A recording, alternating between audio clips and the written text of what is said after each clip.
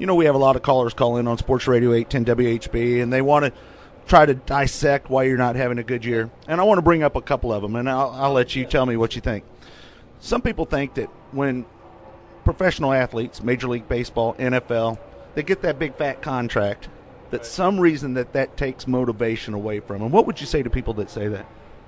Well, last time I signed a contract was, I think it was last year before we had that championship run. So I think that's the best chase anyone's had in a long, long time. So I don't think that's the deal. Anybody who knows me knows I'm not motivated by money. I mean, I appreciate getting paid for what I'm doing, but I'm sure there are a lot of people who probably listen to the show that remember the way I raced from the beginning, and it's not. It was not about money. If I wanted to make a bunch of money, I would have done something else. Money's just a bonus. Yeah, money's nice, but that's not what I drive for. So I know what they're saying, and sometimes it seems that way, that when it's a contract time, everything's going well.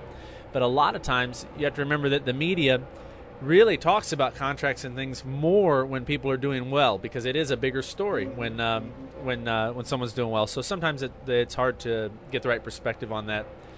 I've also heard a lot about, well, he's not running the Nationwide Series, so that could be the deal. And I wish it were that simple. I wish I could just go run some nationwide races and all of a sudden run better. But I ran the Nationwide Series for 7 years straight with the Cup Series. I don't think anybody's ever done that in the sport. Ran almost 500 races straight over 7 years. And for the last 2 years, the cars ended up diverging a little bit. They were becoming less and less relevant to one another, and the time commitment was taxing me more and more and more, so that I wasn't able to focus on the Cup car. And so right now, I still firmly believe that not running the Nationwide Series is actually better for my Cup program.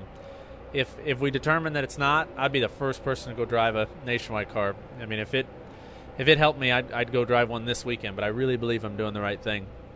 So those are two that I've heard a lot. And the other thing that people always ask is, well, that championship last year must have been so devastating that that you, for some reason, you can't focus. And the only way I can describe how that championship affected me is to take people into the way I look at racing. I learned that you can't place all the value on your result. You have to place some on performance. And you know how it is, Scott, when you drive the perfect race, and if your car's not fast enough, or if you had some bad luck, you might finish fifth.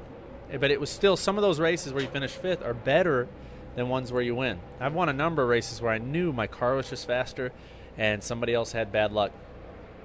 So what I'm getting at is, at the end of that race at Homestead, as devastated as I was that we didn't win, which, trust me, I was really, really frustrated that we didn't win, I still, to this day, can hold my head up and say, hey, we went into that race, all the pressure in the world, Tony doing all his trash talking, everything in the world on our shoulders, and we qualified on the pole. We led the most laps, and we were leading when that thing started raining. And we just got out-gambled in the pits, and it didn't go our way. And that's, I'm telling you, if I went back and ran that race again, I don't know if I personally could do a better job of managing that race. And so my wife and I, we got done that night, and I had all of my family there, and everybody was kind of downer, But we got up the next morning. We went to the championship banquet for the Nationwide Series because we'd won the Nationwide Owners Championship. And we were hanging out. My wife and I went out on the beach. We're walking around. It's about 10 in the morning.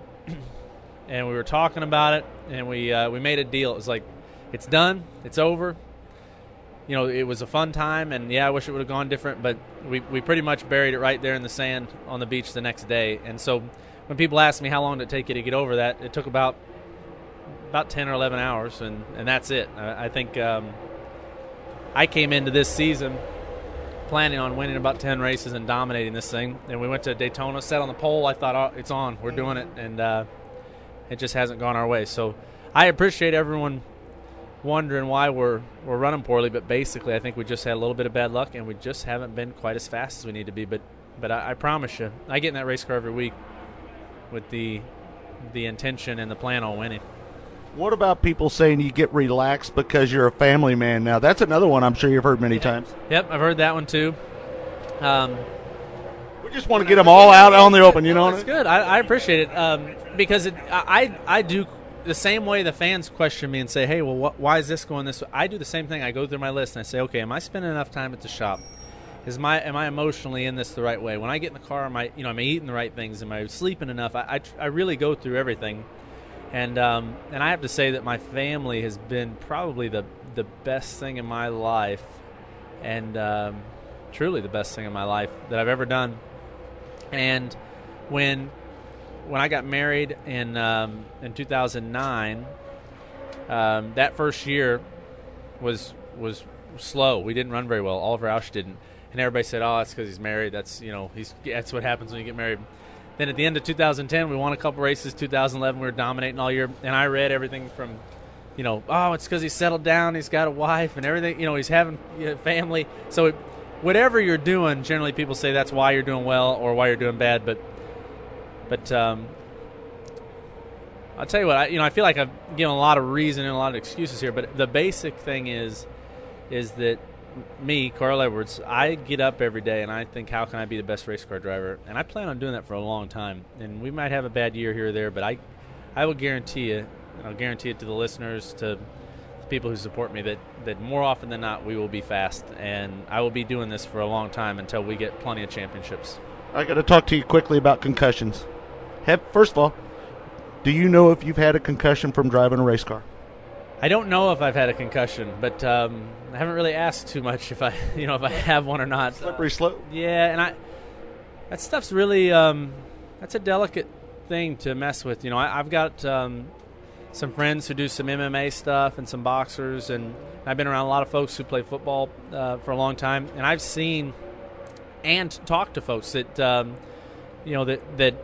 that competed in really, really tough sports, and they'll all admit that, hey, there's something that they're missing because of that many times hitting their head. So I've hit my head a couple times to where I was in bad shape for a day or so, and but I've never been diagnosed. And I think, though, if someone did diagnose me, if a doctor said, look, you cannot hit your head again for the next 3 weeks, it would be very, very difficult for me to get in that race car.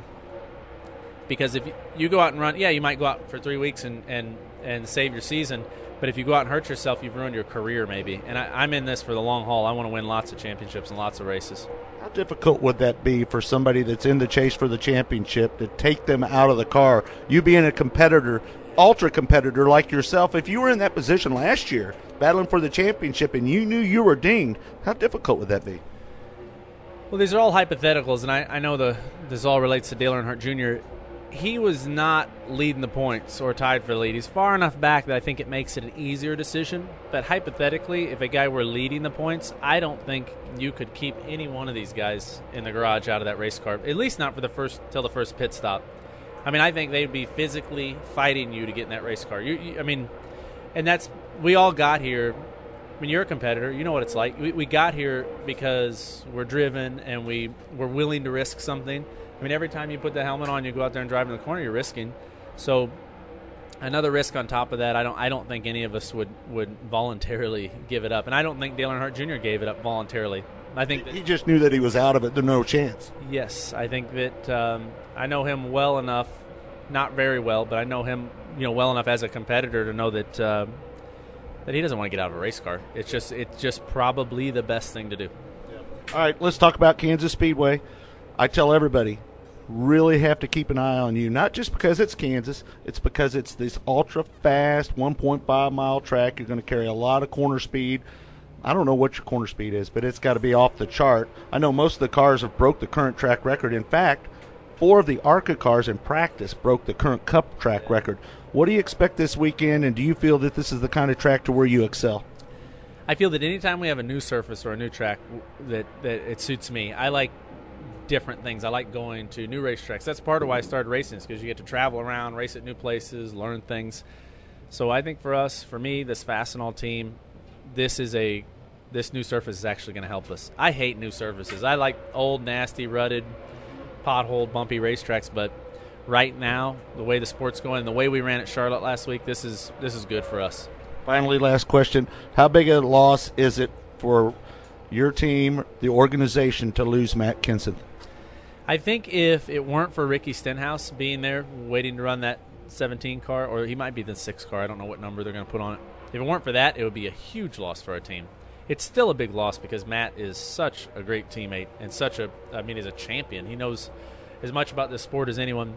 And for me, it's kind of frustrating or a little bit of a loss because we've become really good friends. And you guys have buried the hatchet because you had your little run-in earlier, right? We had more than one run-in. We just had one that was on TV, but I don't think we liked each other for about 2 years. But once we get to know each other, he is I really think a lot of Matt Kenseth. He's one of the guys I look up to in the garage a lot. He's a great person, a great driver.